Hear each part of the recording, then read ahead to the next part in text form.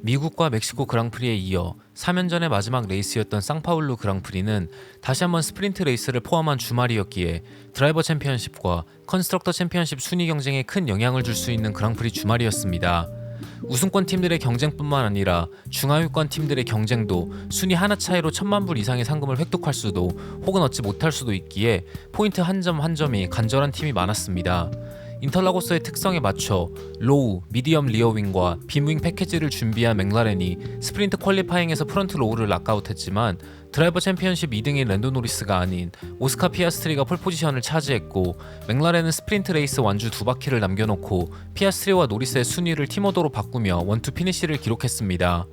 레드불의 맥스 베르스타펜이 페라리를 제치며 스프린트 레이스를 3등으로 마무리했지만 파워 유닛을 교체하며 이미 메인 레이스에서 5그리드 강등 페널티를 받은 베르스타펜의 주말은 기상 악화로 인해 메인 레이스와 같은 날로 미뤄진 혼란스러웠던 퀄리파잉에서 레드 플래그로 인해 Q2에서 탈락하며 12번 그리드로 밀리는 최악의 상황으로 이어졌습니다. 17번 그리드에서 레이스를 시작한 베르스타펜은 첫 번째 랩에서만 7명을 추월하며 10등으로 올라왔고, 세이프티카 상황에서 끝까지 순위를 지키며 먼저 피트인하지 않았고, 이로 인해 이어진 레드 플래그 상황에서 공짜 피트스톱을 챙기며 2등으로 올라섰습니다. 그리고 레이스가 다시 시작하고 난 뒤 여유있게 앞서가는 알핀의 에스타반 오콘을 추월하며 선두로 올라섰고, 거의 모든 랩에서 패스티스트 랩을 갱신하며 2024년 6월 23일에 열린 스페인 그랑프리에서 우승한 뒤 4개월 만에 브라질에서 그랑프리 우승을 기록하는 데 성공했습니다. 이번 시즌 윌리엄스와 비자케시아 말비 그리고 하스에게 밀리며 컨스트럭터 순위 9등에 그쳤던 알핀은 오콘과 피에르 가슬리가 더블 포디움을 기록하는 말도 안 되는 반전 드라마를 써내려가며 단숨에 컨스트럭터 챔피언십 6등까지 치고 올라왔고, 이대로 순위를 유지한다면 5천만 달러 가량의 추가 상금을 획득할 수 있는 기회를 얻었습니다. 반면 폴포지션에서 레이스를 시작한 랜도 노리스는 꼬여버린 피트인 타이밍, 세이프티카 상황, 그리고 레드 플래그 상황에서 전혀 이득을 챙기지 못하며 6등에 그치는 부진한 모습을 보여줬습니다. 오늘도 전체적인 레이스 리뷰가 아닌 흥미로웠던 뒷이야기들로 영상을 만들었습니다. 2024 시즌 상파울루 그랑프리를 앞두고 인터라고스의 노면은 새롭게 포장되었습니다. 만약 새로운 노면이 제대로 길들여지지 않았다면 전체적인 그립이 급격하게 떨어질 것이고, 2020년 터키 그랑프리와 같은 대참사가 일어날 수도 있다는 우려도 있었습니다. 그랑프리를 앞두고 노면의 이물질을 제거하기 위해 수압을 이용해 억지로 노면을 세척했다는 기사가 보도되었고, 하필 그랑프리 주말에 맞춰 상파울루에는 천둥 번개를 동반한 폭우가 쏟아지기 시작했습니다.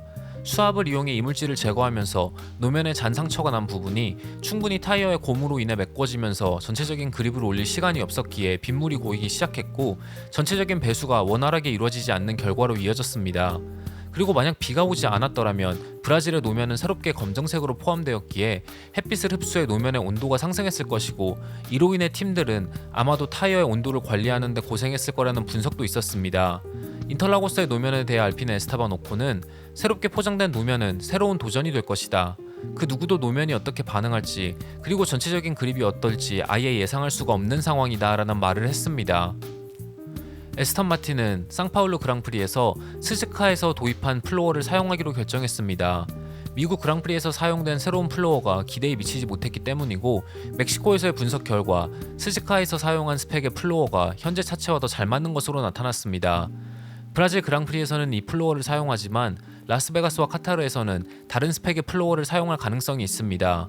에스턴 마틴의 플로어 업그레이드에 대해 랜스 스트롤은 작년과는 완전 다른 상황이다. 작년에 우리 차는 이 서킷과 굉장히 궁합이 좋았기에 좋은 결과를 얻을 수 있었다. 하지만 전체적인 차량 성능이 저하되었기에 좋은 결과를 얻는 게 쉽지 않을 것이다 라는 분석을 했습니다. 브라질 그랑프리를 앞두고 맥라렌은 새로운 리어윙과 빔윙 패키지를 공개했습니다. 리어윙의 디자인 측면에서 주요 구조는 맥라렌의 다른 리어윙 버전들과 유사한 특징을 유지하고 있습니다.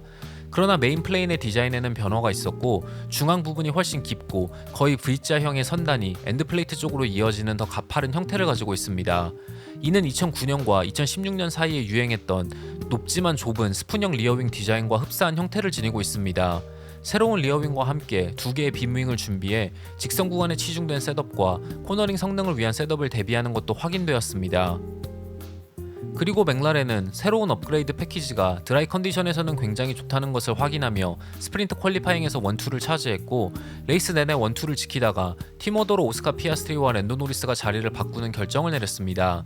스프린트 레이스가 끝나고 노리스는 컨스트럭터와 드라이버 챔피언십 우승을 위해 싸우고 있기에 팀의 모두가 이 목표를 달성할 수 있도록 노력하고 있다. 결국 이런 목표 때문에 드라이버의 관점에서는 서로의 역할이 다를 수밖에 없다. 오늘처럼 레이스를 우승하는 건 자랑스러운 일이 아니다. 내가 원하는 우승 방식이 아니었기에 다음에는 퀄리파잉에서 조금 더 좋은 성적을 낼 수 있도록 노력할 것이다 라는 인터뷰를 했습니다. 한편 피아스트리는 스프린트 레이스가 시작하기도 전부터 노리스를 위해 우승을 내어줄 준비가 되어 있다는 말을 했습니다. 스프린트 퀄리파잉이 끝나고 피아스트리는 우리의 최우선 과제는 원투로 레이스를 완주하는 것이고 노리스가 드라이버 챔피언십 우승에 도전하고 있다는 것도 이해하고 있다. 팀의 입장에서는 누가 1등이고 누가 2등인지 크게 상관이 없다는 것도 사실이다. 노리스가 나보다 더 많은 포인트가 필요하고 어차피 1점밖에 차이가 나지 않기 때문에 이미 논의를 통해 우승을 양보할 수 있다는 말을 전달했다라는 말을 했습니다. 기상 악화로 인해 퀄리파잉 레이스가 메인 레이스 당일로 미뤄졌고 메인 레이스는 비를 피해 시간이 더 앞당겨졌기에 혼란스러운 하루가 예고되었습니다.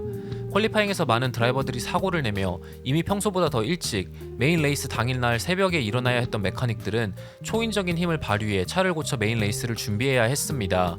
결국 윌리엄스의 알렉산더 알본이 Q3까지 진출했지만 사고를 크게 내며 메인 레이스에 참가하지 못했습니다.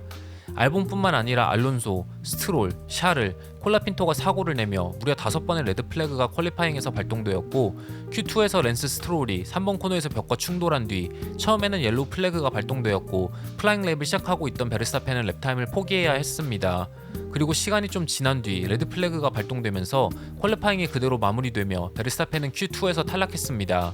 이에 대해 베르스타펜은 그대로 벽에 들이박았다면 지체 없이 레드 플래그가 발동되었어야 한다.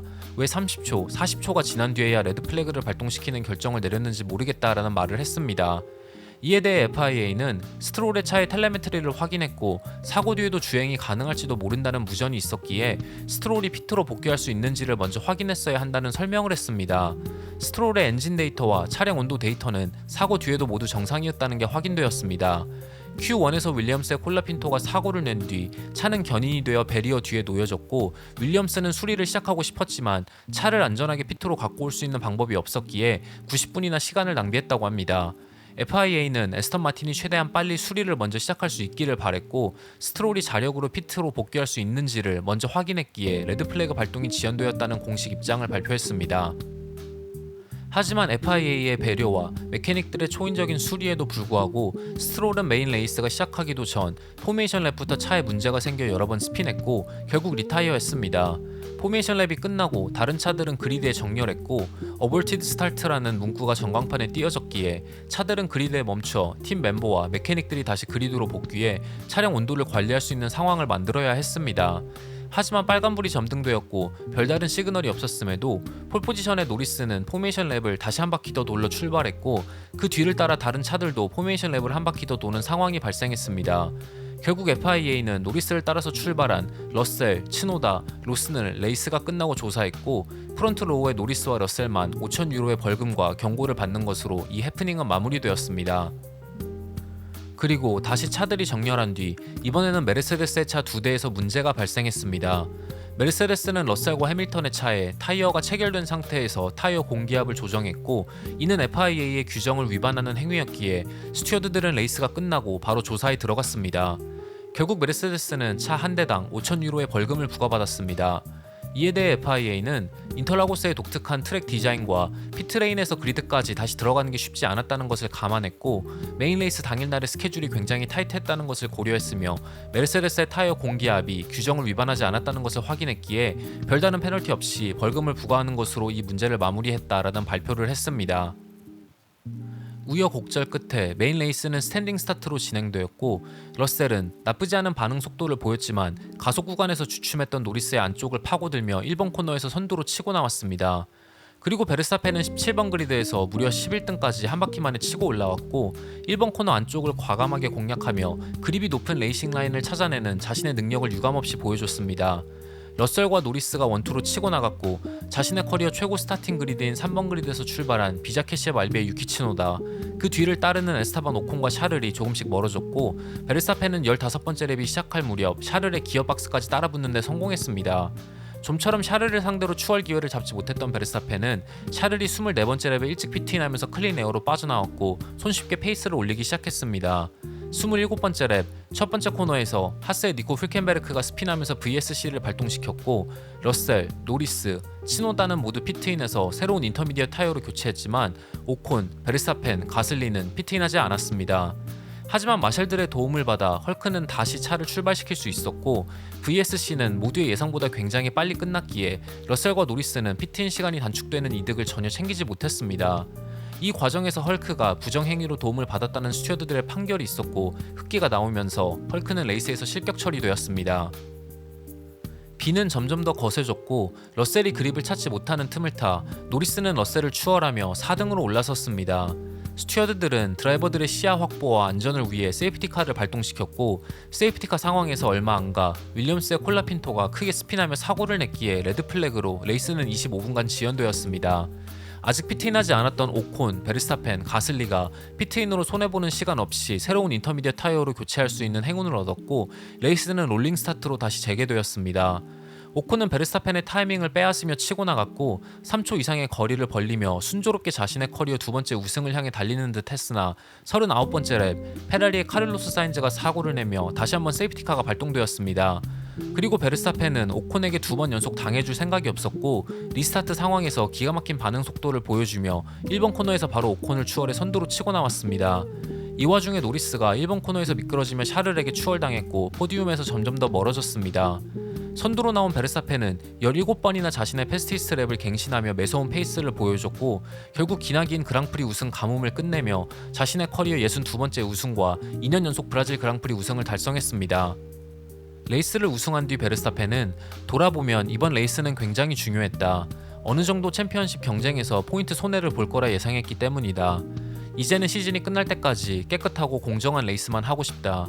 라스베가스에서 챔피언십을 확정 짓는다는 생각은 전혀 하지 않고 있고 정정당당한 레이스만 하고 싶은 생각뿐이다.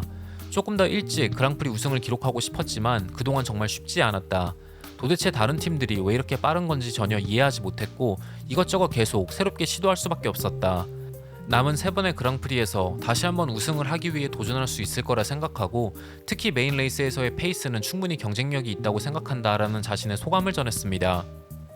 이번 시즌 내내 기나긴 암흑기를 보내고 있던 알핀이 그 누구도 예상하지 못했던 더블 포디움을 기록하며 단숨에 컨스트럭터 포인트 33점을 챙기며 순위가 6등으로 수직 상승했습니다. 레이스가 끝나고 오콘은 세나의 유명한 명언인 날씨가 맑은 날에는 앞서가는 차 15대를 추월하는 게 불가능하지만 비가 내리는 날에는 몇 대고 계속해서 추월할 수 있다라는 말을 인용하며 이 놀라운 결과를 자축했습니다. 레이스가 끝나고 오콘은 예전에 아주 현명한 사람이 비가 오면 차의 성능은 다 똑같아진다는 말을 했고 그 말은 아무리 시간이 지나도 유효하다는 걸 다시 한번 증명했다. 마른 노면에서 차를 운전하는 게 오히려 더 어려웠고 비가 오고 난 뒤 다루기 더 쉬워졌다. 인터라고스에서 비 오는 날 운전하는 건 너무나도 즐거운 일이고 오늘은 정말 특별한 날로 기억될 것이다 라는 말을 했습니다. 한편 레이스가 끝나고 가슬리는 너무나도 힘든 시즌이었고 포인트를 획득하는데 애를 먹고 있었다. 이런 날씨에는 어떤 일이라도 일어날 것만 같았지만 체코 플래그를 받기 전까지 이런 결과를 낼 수 있을 거라 믿고 있지 않았다. 포기하는 건 너무나도 쉬웠겠지만 팀의 그 누구도 포기하지 않았기에 더블 포디움이라는 결과를 얻을 수 있었다. 팀의 모두가 너무나도 자랑스럽다라는 소감을 남겼습니다. 1121번의 그랑프리 레이스 중 17번 그리드나 그보다 더 하위 그리드에서 레이스 우승자가 나온 건 5번밖에 되지 않았지만 베르스타펜은 다시 한번 불가능해 보였던 레이스 우승을 달성하며 드라이버 챔피언십 우승을 거의 확정짓는 데 성공했습니다. 이어지는 라스베가스에서도 지난 시즌 좋은 모습을 보여줬던 레드불이 브라질에서의 좋은 상승세를 이어갈지 그리고 도저히 우승 DNA라고는 전혀 찾아볼 수 없는 맥라렌은 컨스트럭터 챔피언십 선두를 아부다비 그랑프리가 끝날 때까지 지켜낼 수 있을지 지켜보며 이번 영상을 마치도록 하겠습니다. 시청해주셔서 정말 감사합니다.